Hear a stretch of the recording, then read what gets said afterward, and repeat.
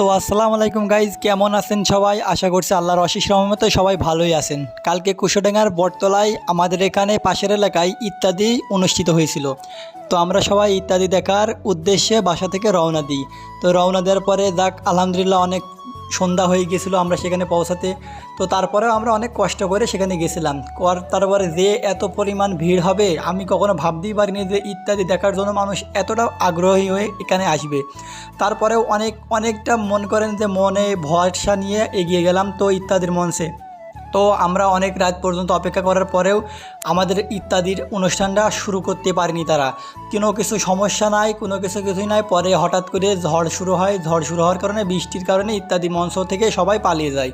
আর এখানে একটা ছেলেপিলে এক এক রকমভাবে বার্গেনিং করতেছিল, যার কারণে এখানকার কর্তৃপক্ষ অনুষ্ঠানটি বন্ধ করতে বাধ্য হয়। এখানে মন করেন যে বড় বড় বট গাছ আছে, সেটা অনেক ঝুঁকিপূর্ণ। আর সেসব ছেলেপিলে কী করতেছে, সে বট গাছের মাথায় উঠে বসে থাকতেছে।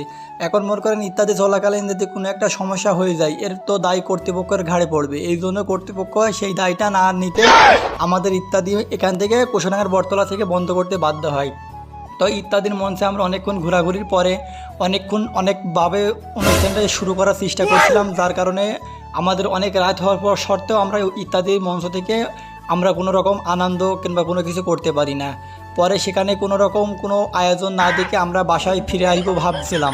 একটুখানি স্টেজের এখানে দেখলাম যে কিছু মানুষ ফটোশ্যুট করতেছে, তারা হয়তো ইত্যাদির কর্তৃপক্ষ লোকজন হতে পারে, আমার কোনো ধারণা নেই। আমিও একটা পুলিশকে জিজ্ঞেস করছিলাম যে স্যার, আমাদের ইত্যাদির যে অনুষ্ঠান শুরু হবে কি হবে, বলছে ইত্যাদির অনুষ্ঠান শুরু হবে কিনা কেউ বলতে পারবে না।